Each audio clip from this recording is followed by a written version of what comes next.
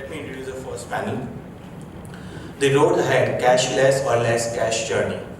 The moderator of the panel is Mr. Naveen Surya. Naveen comes with about 2 decades of rich experience in BFSI consulting, and he runs its Cash Card Limited, which introduced India's first multi-purpose prepaid payment card.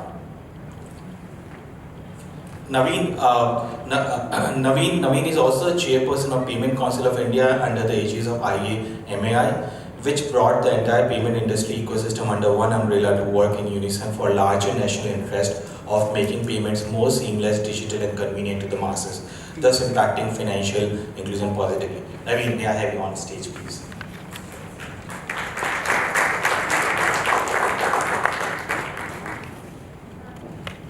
Joining Naveen will be an eminent panel of speakers. Rukesh Patel, Chief Technology Officer, Reliance Payment Solution Limited, also called Jio Money.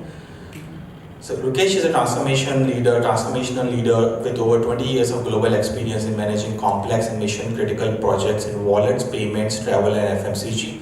He currently drives Reliance Payment Solutions platform for digital wallet and upcoming payments bank. He has a long association as a board member with the University of Technology, UTS Sydney, and he was among the members who evangelized MOOC, Massive Open Online Course for MBITM program. He is also a key member of Australian Information Security Association and Toastmasters International. Rukesh, may I have you on the stage, please? Next, we have Sanjeet Kumar, Chief Marketing Officer at Exotel Techcom Private Limited.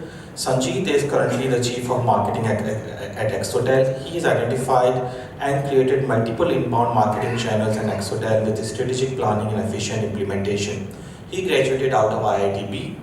A techie for most of his life, he is experienced in the field of strategic planning, inbound marketing, market strategy, and building high-performance distributed systems. Sanjeet. Maybe everyone is.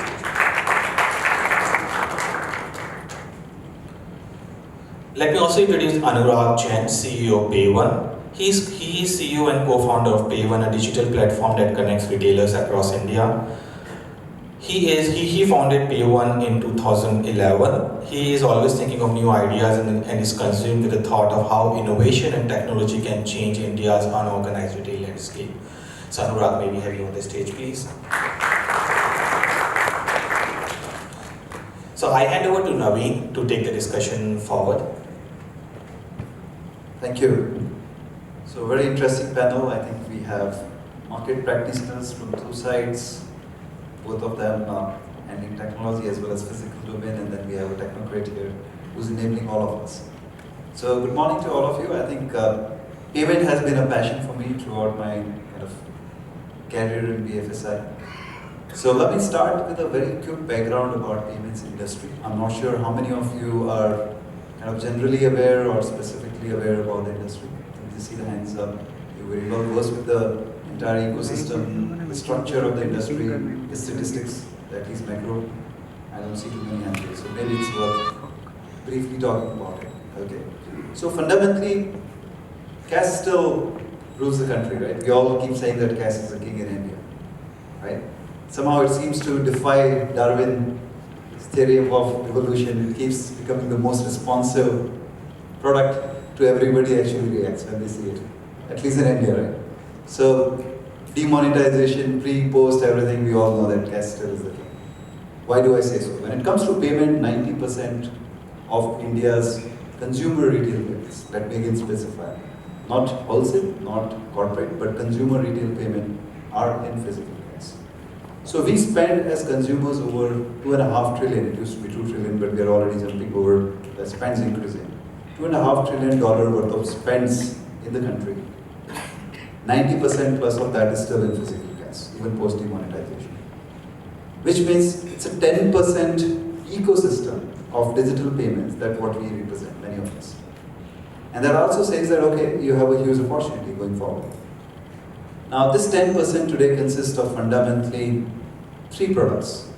And if I see, as I said, total 4 products for payment, starting with cash, coming to digital credit card, which today constitute about close to 30% of the digital payments within that 10%. You have bank account, and I'll come to that later, that's why I'm saying bank account, right?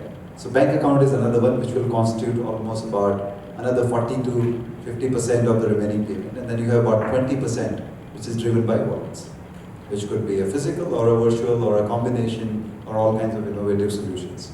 So these are three fundamental digital payment instruments. I talked about bank account. Now, interestingly, people sitting in here are largely dependent on credit card or a bank account as a digital payment, right? Also, don't forget that 90% of our payments are already digitized. People like us who are spending of that 90% cash is less than 10%. It's a lot different people, and when you are in talking payments, don't forget, we're genuinely talking about India and Bharat. That 90% physical cash, of that more than 90%, it's spent by Bharat. When I say Bharat, we're talking about mass middle class consumers.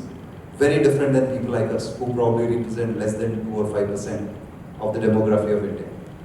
So we are actually largely dependent on credit card, then by bank account.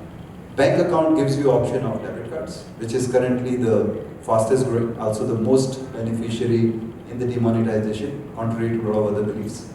So that's the first product of the payment. You have net banking, which many of you would have used. You have, of course, IMPS, which is also the backbone then for UPI. And then you also have BHIM, which is again riding on the UPI.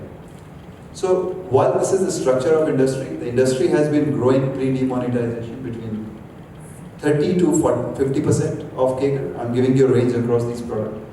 Post-demonetization, it has moved to about 30% to about 60% range. We believe with certain more changes that are in the offering by the government and policy makers, this industry is likely to move to 80 to 90% CAGR growth in the next 3 to 5 years.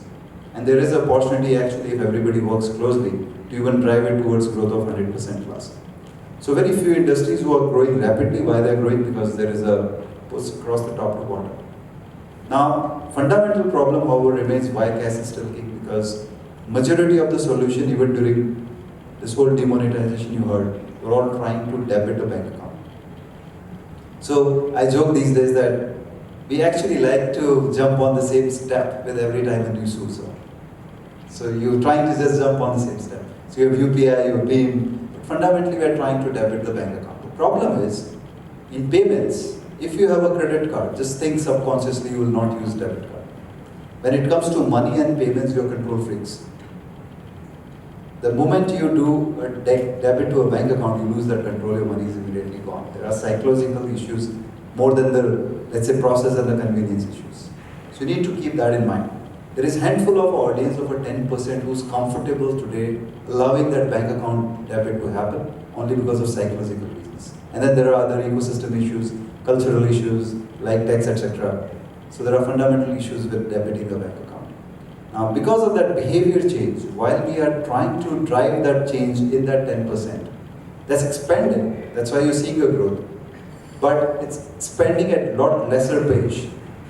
Versus if you see the larger growth, which is in the mass middle class, where there is literally kind of you have underbanked and unbanked people, that's where the demand is. And our country needs to figure out a solution to bring them in digital.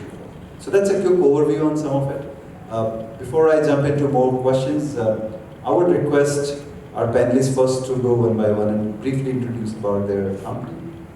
What is it that they're trying to solve in the country? What are the unique things they think about their company that they're trying to solve, they are very close to? I'll start with you. So Rukesh, with Geo Money, we've got a massive mammoth, which is Geo. So, effectively building a payment ecosystem between the customer and the merchant. So acquiring a large number of merchants, we have customers from Geo which can effectively get into Geo Money. We are building a payment gateway, which is very large, that facilitates payments across online and online channels. We've got a billing platform which facilitates recharges, postpaid, prepaid, and all types of bills. So today, in terms of the bill payments, there are about 140 or so companies, about 200 or so companies where bill payment is facilitated electronically. We would like to build a platform where most of the bills, if they can be paid digitally, that's one way in which we can help digitize large number of payments that goes across the country. So that's one area where we intend to build a platform of about 1,000 or more billers. Then the other areas, of course, being a wallet, it's used for low value transactions, and building that ecosystem within merchant and the consumer, and getting into space wherever there is a payment that needs to be paid. So certain things around mass transit, tolls, and areas within that ecosystem. So that's what we are positioned for. Hello, my name is Anurag Jain. I run a company called PayOne. We call ourselves as a Dukandaro ka network. So let me explain why we call this thing. So as Naveen said that primarily India is a cash economy. Similarly, we feel that the major chunk of economy, consumer economy, is from the unorganized retail segment. So our vision is to bring all these shopkeepers under one platform and enable them using technology, innovation, so that their business, so that we can help them grow and take them towards a greater cause of their prosperity as well as better consumer experiences. So when it comes to enabling shopkeepers with technology, we provide them technology for transactions, payment transactions. We also provide them loans. We also help them to get better pricing from the suppliers. So in a way, we are helping your next door shopkeeper to have a better way to do business and serve you better. And our vision is to add as many shopkeepers as possible under one technology platform and drive them towards the common economic goal. So that's what we do. And in this space, when it comes to payments and cash too, yes, I agree with Naveen that our shopkeepers are the fundamental receiving guys who basically drive digital payments from the consumer point of view. So my take on this space would be this: if you are not onboarding a merchant into any kind of technology or innovation, adoption of digital payments will be very difficult.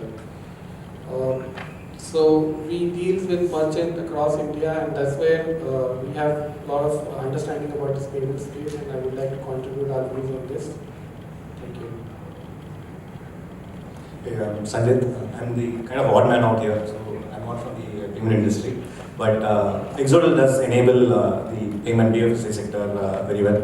So what we do is we are a cloud telephony platform. So most of you guys here actually would have been using Exodal without knowing you're using Exodal. The classic case, whenever you book a cab, right, like a call that you get from the driver of the cab is actually powered by Exodal. So we do around 5 million calls per day. Or when you order food, say via your favorite food app, right, the call that you get from the delivery guys via Exodal. So we believe in virtualizing the entire telephony platform on the cloud and let applications or let companies build their communications infrastructure on top of us. A lot of people from the BFSI sector uses. So just to be topical, an interesting use case where how we enable folks in this sector is eKYC Aadhaar, right? Like so, December RBI allowed eKYC Aadhaar via OTP. You could just, without a need for an app or anything, right? You could just use Exodal and build your entire eKYC Aadhaar without, say, any physical work, right? Just a call, enter the OTP, and you're done. That's the simple way we enable the BFSI sector. So we look at the ultimate goal for us is currently we do 5 million calls per day. We would like to be the guy who drives most of the customer communication in the country and make this interface with, say, telephony, SMS as frictionless and seamless as possible. That's where we want to be. So I think you already started part of my question that was there, and odd man out also stands out, right? So we'll start with you. See, there's been a lot of talk going on about Aadhaar and biometric authentication. One side it is put in as a solution to all problems. Other side there are already murmurs about is it safe, is it kind of privacy related issues, is it secure enough? So why don't you talk about your experience with Aadhaar and what all services you've been offering and what has been your experience? And then we go to Dr. Anurag and then come to you, Sandeep. Yeah, I mean, it's a lot of discussions on Aadhaar, right? I think that's, if you log into the internet now, at least 20% of your Twitter feed or the internet is on discussions on it. Yeah, privacy concerns are there, but I think the way to solve that is via stronger privacy laws, and I think we'll get there. But one benefit I would say about say RBI opening up, allowing Aadhaar to be a KYC, right, is financial inclusion, right? So there is a whole bunch of people who are unbanked. Earlier they didn't have dogs, or now the government is pushing for including everyone to having Aadhaar, right? And when you are allowing Aadhaar to be a KYC, you are actually including them into the banking fold. So that's one of the greatest benefits of it. So that's the benefit for the consumer. If you're, for people in the banking sector, right, earlier, some of the folks we have spoken to, especially in the say insurance sector, also say that, right, like somebody signs up and then they drop out when you're actually collecting your KYC documents, right? Somebody has to physically go collect it, right? So this is not a frictionless experience, right? Like there are a lot of points which makes the entire experience not so say good. So when assuming that the Aadhaar system works well, everyone's connected their mobile number to it, all you need is an OTP, you enter it, and your eKYC is done right there. You don't even need to physically go to a place. And here there is consent, right? I am agreeing to the fact that I am willing to authenticate myself using Aadhaar for this company, right? I am passing the eKYC log. So with almost zero effort, completely frictionless, you could actually authenticate yourself, and that's a benefit for the banking sector because you are saving on real estate of saving papers, having personnel, time, etc. And you automate the entire thing, right? Operationally, it's extremely cost efficient also. That's something we try. So other, coming in from outside in, I've spent a lot of my time abroad, and other is one amazing achievement for India. I think about 1 million registered overall registrations. It's just amazing. And if you think about the accuracy of it at about 99.5%, even that 0.5% can be the size of the country like Singapore. So the way I kind of see like eKYC, for example, it does enable for Geo to grow so massively so fast. And you guys would have all read about that in the newspaper. So it's been a real enabler, and it also stressed at the time when Geo was onboarding large millions of customers. It also stressed the other system in itself. Now, but the way I like to think of Aadhaar is a great enabler for the country. Of course, there are problems with it, and we can talk about them later. But if you think about just the eKYC itself, the ability to e-sign documents where you don't have to physically actually give documents, but authenticate that you've actually given the document. And then if you take ability to provide consent to say, for example, in the future, you can start tying things like health records. You can start tying different areas, and if we can start, providing some limited consent by using Aadhaar as a means to say, yes, you can access my records for certain duration. It could be like a bank loan or something you're asking for, and there's an ability to go there. And then of course the UPI kind of coming in with other payments, etc. So from a wallet perspective, it's a great enabler. Of course, the later regulations as well going in, where RBI is looking to make it mandatory to have eKYC customers, and you won't have any low KYC customers. So these are some of the enablers, and I kind of other kind of talks about it as the India stack. So this is kind of forming that India stack, and participating is a great opportunity. Thanks for giving the consumer perspective. Can you bring it from a merchant perspective? How does it work?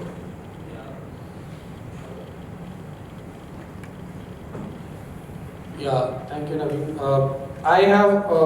I've gone through the Aadhaar phase entirely with the merchant perspective. Before that, I would like to mention a few things that from the banking perspective, how Aadhaar is helping the entire unbanked population to a bank banking domain. As Naveen said, the primary driver for digital payment today still is the bank account. So Aadhaar is basically enabling your bank account to transact. So from the consumer point of view, it's a very good tool through which, let's say, a population of where the education is a problem or language is a problem, Aadhaar plays an important role where basically the learning curve of the consumer is very, very small. Like, it is very easy to learn and start transacting as compared to any other existing payment methods. And also it helps in creating a reach of banking services where currently it is not available. Second thing, if because of very strong identity, the financial services, loan, microfinance, it opens up an opportunity to give credit line to every individual and have a record around his Aadhaar. That is a fundamental big change where I see the biggest benefits that will go to masses after Aadhaar from the banking perspective. But from the merchant perspective, there are challenges.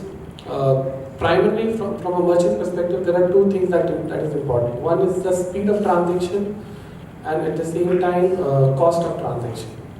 So these are the two fundamental issues a merchant faces if you have to bring the transaction system which is at par or maybe better than cash, you have to come up with solutions which are surpassing these two barriers. So in both the cases, the cost of transaction is dependent on the government and regulations, and speed of transaction is a function of innovation. And I feel these are the areas which is still wide open for everybody to think on if they really want to make Aadhaar as a successful transaction platform for masses, as well as if a merchant is not finding it beneficial. Let me give you an example. Even if the transaction cost is say 0.5%, if my margin is say 3% and I am giving 0.5%, it is almost like at the peak time of my shop. And if every time I have to make a transaction, digital transaction, which takes 30 seconds extra to serve a customer, that is the problem. If I can serve 100 customers who are paying by cash, and if I can serve say 60 customers who are paying by digital modes, I am losing 40% of my business. So these are the areas which are still open for people like us, companies, to come up with solutions which enables transactions at least as close as possible as compared to the cash transaction. So these are the areas where we feel that still wide open and it needs to be worked upon. Good perspective, Anurag. So I think fundamentally it goes back to the theme of cash to cashless or less cash, right? The problem is ultimately in payment industry you're competing with physical cash. And when it comes to convenience, speed, acceptance, there are a lot of parameter, and if I add regulatory part to it, cash still has a lot of advantages, right? Aadhaar is a solution when there is a kind of mandate that you have to do KYC and you have to do additional authentication. Now that becomes definitely a solution. However, it doesn't take away the fundamental issue. So most of that 10% industry in digital payments still competes with physical cash. And let's not forget, even if you have a credit card, you go to buy, let's say, Apple phone in a store. You give your credit card, he'll ask your ID. He'll ask some more document. But the moment you put 50,000 rupee cash on his counter, which is allowed legally, he's not asking you anything. And this is a point we are constantly as an industry over the last 10 years been discussing, that you need to create parity of these rules. Either you bring down that physical cash. I mean, we banned transaction above 2 lakh, but what about 2 lakh? You can do single transaction. You want to do the same thing in wallet? 10,000 there is already a minimum KYC, which is at least a mobile verified. You want to do more KYC. So one, you are increasing inconvenience, you are increasing cost. On the other side, you have cash, which is actually still convenient. So you need to have a parity. Having said that, that's a different battle we keep fighting from PCI and few other others industry leader. We also know that in a financial services regulation, all services has to eventually cross-sell. Aadhaar is a platform to authenticate and enroll customer. There are two services. One is transaction authentication, where again, as I said, trade-off. At what value you want to authenticate, at what value you don't want to authenticate. You want really second factor or not want second factor. It's again a trade-off between security, cost, and convenience. You talk about KYC, you have two levels already. You have OTP based. Finally, with a lot of effort, RBI has finally agreed that yes, OTP based eKYC is acceptable. But with a caveat, let's not forget, it gives you 1 year. Within that 1 year, you still have to do either a full biometric, which means you need to have infrastructure to verify through biometric, or collect physical document. So this dual regime again is a complicated when it comes to the entire BFSI. So it's like, it reminds me of that Devil's Advocate movie that you can see but you can't touch. It's like, and you can keep going on to those dialogues. It's that kind of a situation that you're moving in that direction, but it's still undecided that whether we really prefer paperless, whether we really prefer full digital. You prefer, but you say, no, by the way, in this time period you still have to have. Which means you're doing both eventually. So those are the issues that hopefully will come out of this. The second question track that I wanted to go in, and I'll start with Anurag, you only. What are the technology changes from a payment or a cashless perspective you see from a consumer behavior perspective or their expectation or innovation that are going to affect in the next few years? What are the things that you're thinking? What are the things that you're seeing or optimistic about? This is going to drive this adoption from cash to digital faster. Very good question. I see innovation as a multi-spectrum area, and a lot has been innovated on the transaction technology. I mean, there is enough platforms available, there is enough authentication method available, but I see the innovation has to be on the consumer experience. And once again, I emphasize that if you have to compete with the cash, understand cash is not a problem for the consumer. Cash is a product which has been used by generations, and you have to have a platform where you have to migrate billion people into a different system. The innovation has to happen on the experience part. How seamlessly I can transit at the same speed as the same experience. This is where I say the user experience and the product design plays an important role. Imagine yourself standing at a shop and you have to make a purchase decision. When a consumer is standing in a shop, he's in a different mind. He's in a emotions of buying, in a different world of shopping experience. Over there, if you ask him to do lot of digital transaction, entering in the computer, remembering numbers, password, that is a hindrance from the consumer experience point of view. If you can make the user experience so seamless that the shopping becomes, or the transaction becomes, gives you a joy of shopping. If you are taking away the joy of shopping or spending, that is a hindrance for the consumer. And understand all the technologies that is coming up are giving option to the people who are already using digital payments. The innovation has to happen on the people who are not using digital payments. So this is where the big area I see space where the people have to work, the product innovation has to come from. And the next set of innovation I feel is getting out of the banking paradigm. Payment space is different from the banking space. So banks have limitations to cater to the customer, and still in India, if you see the bank population, underbanked and unbanked population, the innovation has to come, has to think the customer is underbanked, unbanked. Keeping that customer at the center of innovation will play a major role if we have to really make the vision of government of Aadhaar and digital transaction or cashless society or less cash society. I feel currently all technology players, all innovation that is coming is giving you one more option who is already digitally enabled. So this is where I feel the big scope is there. Good point. Sanjit, what do you think? What innovations you're most excited about that can affect this whole digitizing of cash? Sure, just to...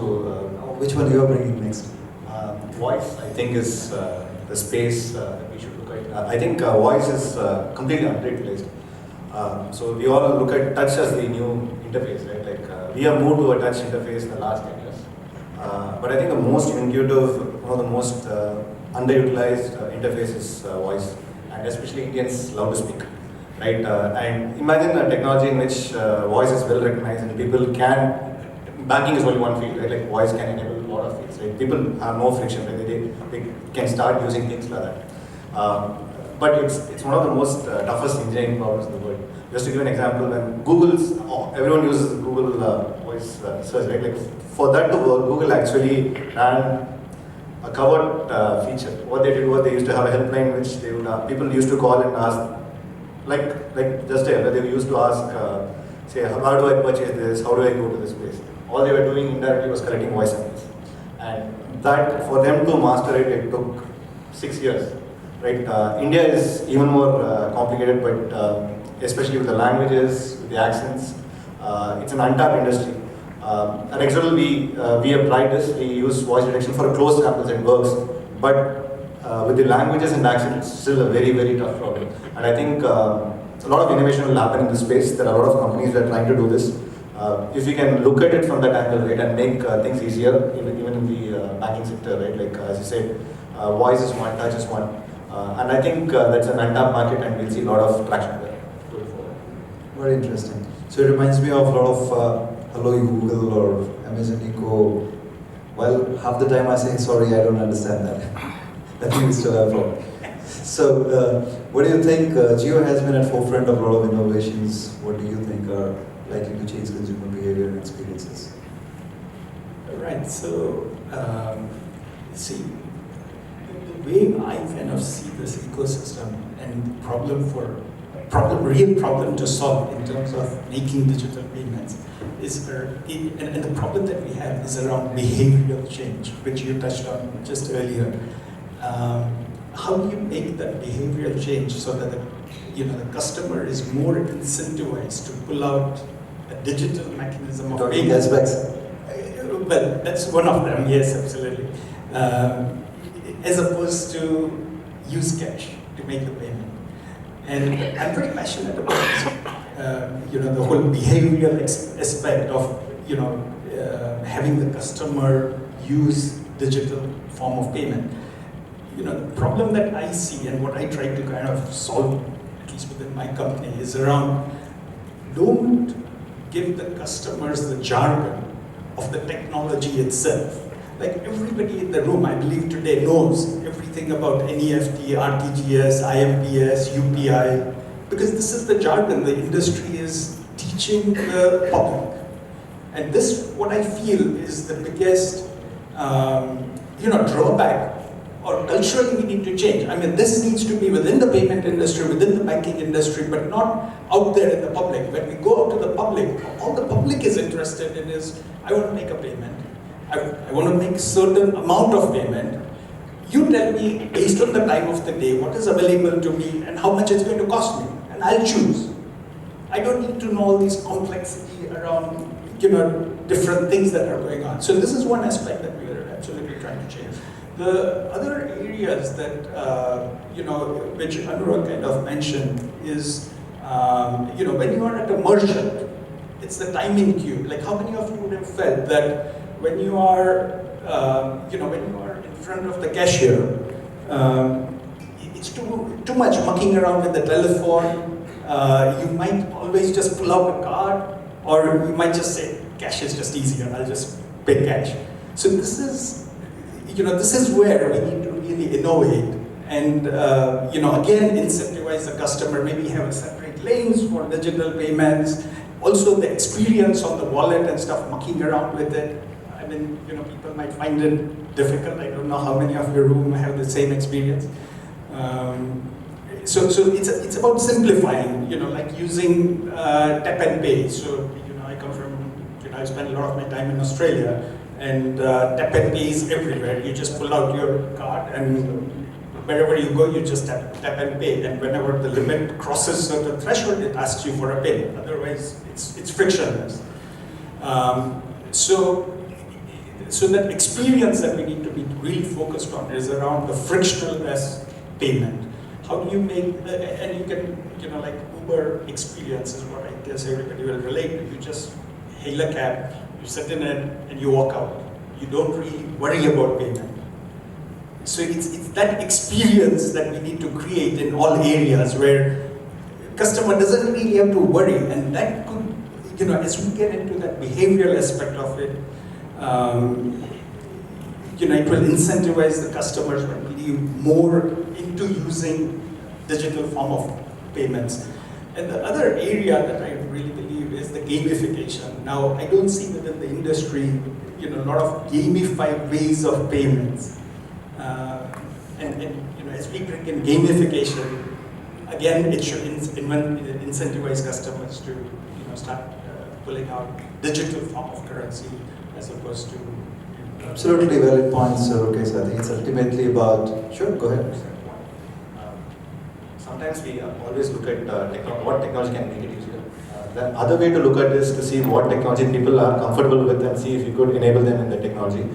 This is something we've seen in Africa, right? The M-Pesa, mobile money, is so popular and it runs via SMS. Right? SMS is almost like bare minimum technology everyone knows. Right? Like you send SMS, you get SMS. It's repeatable. There's no education needed there. People know what it is. And I remember reading an article like long back. It said, I think it was in 2012. It said that $61 billion of money was exchanged in Africa in a year. And these are all small transactions. It's a large amount, right? So probably instead of looking at new technologies, new interfaces, probably we should also look from the consumer's angle what he is comfortable with and try to enable it there. But a question back to you guys, right? I think we tried this in India. It did not work for some reason. So why was that? So I think it reminds me, we were the only company who started SMS payment way back in 10 years back. So we were the only guys who were accepting money on SMS as well as internet.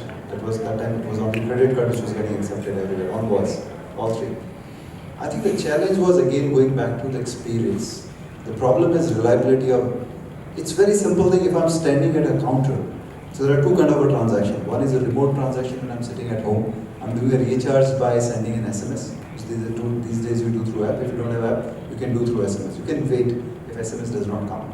But imagine you're standing at the counter, exactly as Rukesh said. And you know that here, that person has a feature phone, I have a feature phone. I can exchange money through SMS, but there's a fear if the SMS does not come in a time. What do? It's highly embarrassing. It's like me having a card, I give it to you, he swipes, it doesn't work, you just try and give another card, you don't even want him to re-swipe it. It's those small nuances around money when you deal, you have to be very careful. So it's about reliability of the infrastructure. As it improves, you're absolutely right. Or NFC. It's the most idiot-proof technology. The challenge is the business model. Because you know that you touch it, you move on, it works. So what fundamentally we're talking about is, how many of you guys have seen a movie called In Time? Have you heard of it? Right, so that's the scenario that you're talking about. It's nothing but a frictionless. You are the money, right? It's your time which is the money. So those who have not seen it, I recommend it if you want to see the future of money or innovation. That's one interesting movie. The another scenario that you can see from a customer point of view is Internet of the Things, right? Ultimately, imagine each of your devices having its own account, which is linked to your core accounts. Fundamentally, every instrument is an account, right? Whether you call it credit card, debit card, net banking, which has different balances. And with pre-threshold, automatically ordering and paying, and you're just receiving the deliveries, right? So these are the kind of things which are frictionless. Obviously, you have to identify scenarios where it fit in, where there are no risks, where there are no issues. These are fixed supplies, these are fixed products, these are on fixed time that it has to come in. These are kind of those Uber kind of experiences that where things can happen seamlessly. But wherever there is a consumer behavior involvement, and if the behavior is going to change without any new add-on benefits, then it is going to fail. Unless there is somebody benefiting it, or you're artificially incentivizing. So this brings me to my last question before I open to the floor. I guess we just have about 5-7 minutes, and we'll try and keep the last one brief. So there are a lot of talk about huge technology innovations like blockchain, which also leads to cryptocurrencies and few more. I think it's going to have a far-reaching implications on services like industries like BFSI and especially payments. What are your views? I'll start with you, Rukesh. Yeah, so blockchain, the place where I see blockchain, working within the payment industry. So see, the flexibility that you get with cash, it's instant. So make a payment and the merchant kind of receives it and it's there. and where we need to get to, and Wallet provides that experience, which is about instant payment. So you can effectively make a payment, but only if it's a closed loop. So when it is across different networks, that's where the delay comes in. And how do you shorten that time for that instant payment? Now today, if I think from a technology perspective, there are about 7 to 8 different steps that you need to get to, in order to get the clearing and settlement done across 2 different areas. Where I see blockchain can help is in the clearing and settlement. Especially, remittance is a big market for India. We do about, I think, 90 billion USD of remittances that comes from overseas into India, and there is about, I think, 9 billion of within the domestic remittances. And in this remittance space, this is where the settlement has to happen across cross-border, mostly done today by the SWIFT, but it also takes quite a large number of hops. Now, when I was looking at blockchain, you could simplify that, 8 to 9 steps into about 3 or 4. And that simplifies, and you can make it faster, and that is very transparent. It's very transparent across. So basically, you're saying that we are going to send Visa, MasterCard, RuPay home. They don't need to exist. But I agree with you that this is possible, or they will have to evolve those models. Absolutely, and there's no place for intermediary in the open world, and that's where we're getting to. Right? And India, I think India, looking at from outside in, I can see like India actually, I don't know how people here are from Visa, MasterCard though, but I can see India sidestepping that into different areas, and In fact, in Money 2020 last conference, Visa had announced a blockchain partnership with someone, where they're trying to innovate global remittances, the business part first, where the instant settlement can take place on a blockchain. So I think they will, when I say they have to go home, it's a joke, but I think they need to evolve and bring that technology so that this whole settlement becomes instant. But good example. Anything from your?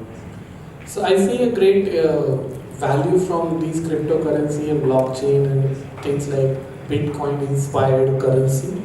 In our scenario, I think there are 2 fundamental issues from a consumer perspective.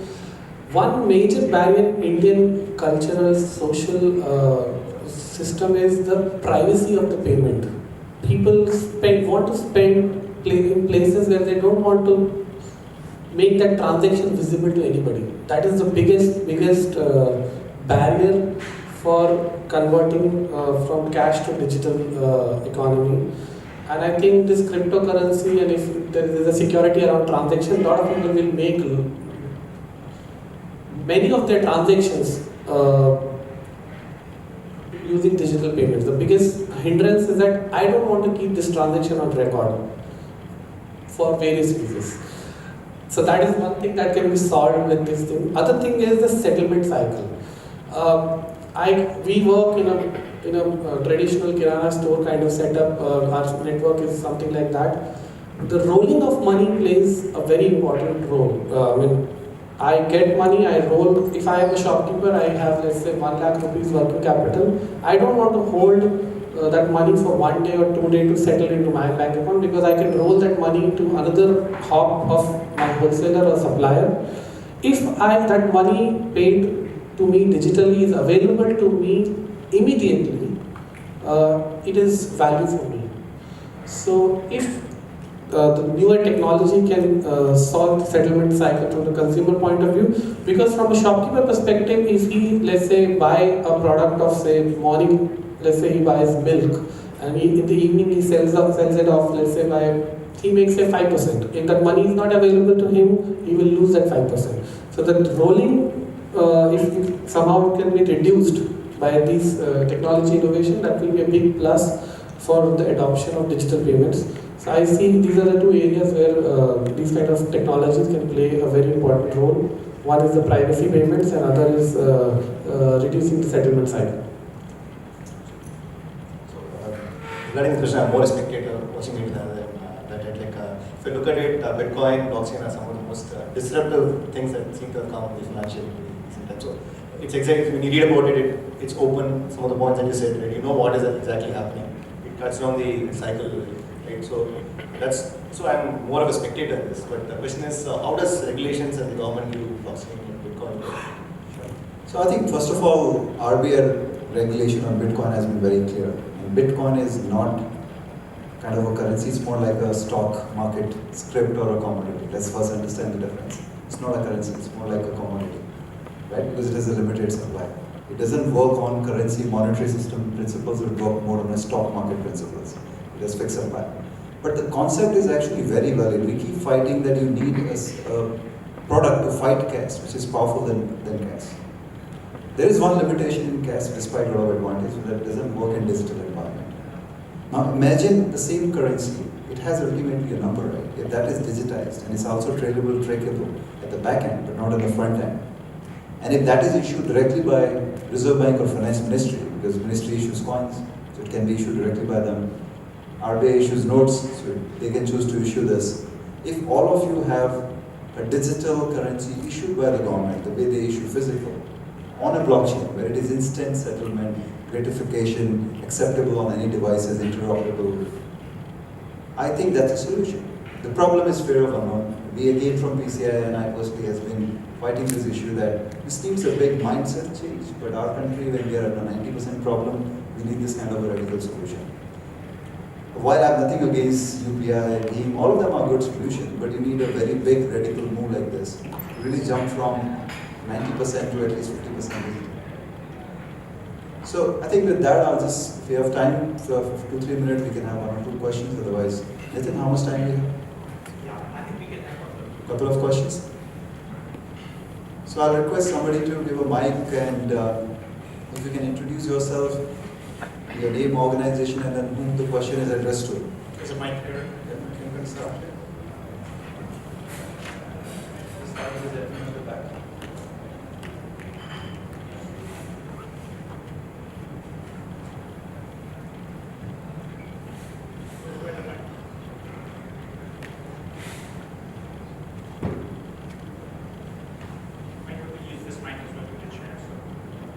Good morning, everyone. My name is Vaibhav. I head the banking partnerships with Zika. We are also a payments app in the business, but my question is not in concerns the business that I am a part of, but specifically towards Aadhaar-based payments, which uses biometric. The Outlook magazine on the 24th of February published an article about 3 organizations storing and illegally using biometrics. Can we not look at Aadhaar, where the biometric becomes an identification vector and not an authentication vector? Because I believe a card once stolen can be replaced, but not a biometric identity. So your thoughts on this? I think it's more than a question, a suggestion, and we have been actually offline discussing exactly the same thing, that Aadhaar has a great tool as an identifier, like you said, but especially the biometric, do you really want to use it for authentication, except for very rare occasion? Because if compromised, the customer has no recourse, no reputation, it has its implications. So what you're saying actually be second. And I think after those 2 incidents, Aadhaar has already taken series of measures. They've already revoked back a lot of things from the EU, KUA. A lot of process changes are happening. But we actually second what you're saying. We need to use Aadhaar, but in a very, very, let's say, secure and very, very critical manner. Not for everything else, especially when it comes to biometric. Yeah. Because coming back to the same thing, linking the Aadhaar To an account, while it's great to use the Aadhaar again, like an identification metric, should probably pull information of the individual you are addressing for payment being initiated, but probably an OTP or some other unique of a 2FA or... That's exactly what we said, that there is an authentication which can be done through OTP, which is changeable. Use it for authentication OTP, but for identity, where you're doing registration, enrollment, then you can consider using it. We should try and avoid or insisting on transaction level authentication using a biometric to an extent possible, unless the scenario or the customer involved really prefers and it requires it. So we actually second that, but as I said, this is still evolving in a continuous debate.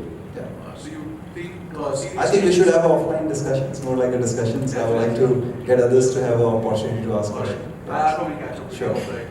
Next question, please. Right. So I'm Uday. I'm from Lending Card. We're an online lending player. It's not really a question. It's more around elaboration of something that Rukesh had mentioned. So you mentioned about gamification, right, to drive adoption. You mentioned gamification, right, to drive adoption of digital payments. So what are some interesting examples that you've seen around the world, especially that would be relevant to India? Because there's something that's really interesting. There's something of this is really a way that this can drive adoption. So if you've seen any examples which are useful there. Look, on top of my head, there are quite a few players who are trying different gamification concepts. But if you take, for example, couponing, there are a lot of gamification you can do around coupons. India is a very cashback kind of country. So if you think about, and those are very expensive ways of incentivizing a customer, right? So you want the customer to feel intrinsically motivated to want to use, want to use the app, and it can be done very nicely with the mobile phone because you've got a little bit more interaction than with the cards. So it's the design of the app in itself where you can use concepts around status. Like, people feel privileged about using certain, when they attain a certain rank. So number of transactions, you can gamify number of transactions, and based on number of transactions, you earn a certain status. And that gives you different level of cashback, different level of couponing, etc. What else are there? Points is another system, but these are all very common kind of systems. But as you start linking, and this is where the mashups kind of come into play. So as you start linking, for example, something that you mentioned earlier around food and retail and location, then you can start mashing up across the payments with the GPS location. And you can gamify experience around that with what the customer is going to do next, and this kind of starts, getting into the borderline around privacy. But as you can start getting, start knowing what the customer is going to do next, there's a lot of ability to gamify that. And this is the area where I think it's very, not so mature at the moment, but there are some players who are playing in that space. One example I can quote from my own experience, what we have done is to adopt digital payments in the merchant space. We have started gamifying the digital transaction and creating a digital credibility index, basis that we are enabling them working capital loan. So that has helped us to gain a lot of traction of digital transaction at our merchant end. So let's say a shopkeeper, more he transacts digitally, there is an MDR cost, but there is a cumulative benefit that he adds to his own digital identity, which get exposed to his fellow network, and he creates his identity across his trade network that he is transacting more, and basis that there are suppliers giving him credit line, there are banks who are giving him loan. So that is one model that we have used, application of gamification in terms of driving digital transaction. That is one example I can quote from my own experience. It is working really well. We are run out of our time, so we're already exceeding. So I'll thank my panelists. Thanks for the insight. Thank you very much. Thank you.